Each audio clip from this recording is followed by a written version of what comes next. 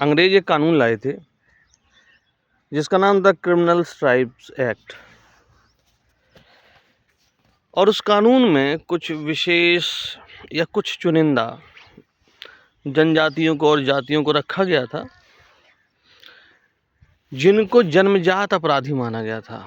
यानी अगर उनका बच्चा आज पैदा हुआ है तो पैदा होते ही वह अपराधी की श्रेणी में गिना जाएगा। ये अंग्रेजों का कानून था। अंग्रेज भारत छोड़ के चले गए, लेकिन अपना संविधान यहाँ थोप गए। जो अंग्रेजी में लिखा गया है, अंग्रेजों के अनुसार लिखा गया है। और अगर कोई ये सवाल करता है कि कैसे ये संविधान अंग्रेजों के अनुसार लिखा गया है, ये तो बाबा साहब का संविधान है।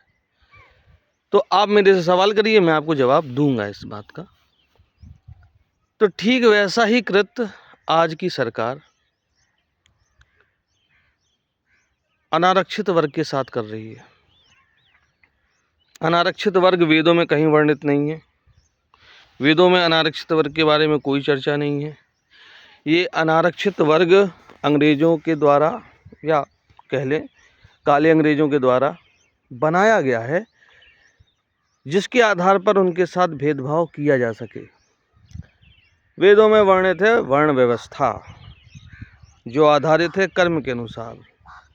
जैसा कर्म आप करेंगे, जो पेशा आप चुनेंगे, उसी के अनुसार आपका वर्ण निर्धारित होगा।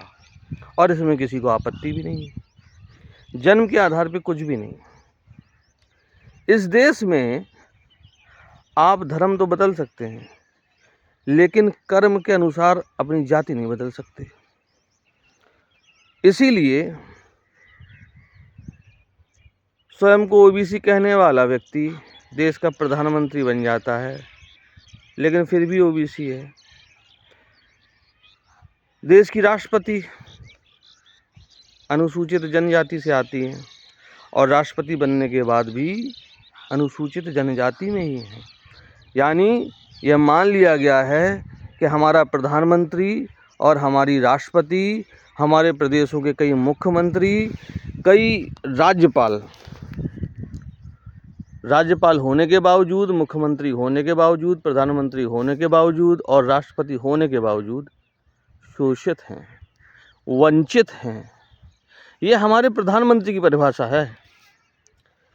ऐसा ही एक काला कानून आया है, यूजीसी की नई गाइडलाइंस, यूजीसी के नए रेगुलेशन 2026 के, जो लागू होंगे हमारे महाविद्यालयों में, विश्वविद्यालयों में, जिसके अंतर्गत अनारक्षित वर्ग का जो व्यक्ति है, उसका बच्चा जब पढ़ने जाएगा तो वो ऑपरेसर यानी कि अत्याचारी की श्रेणी में रखा जाएगा।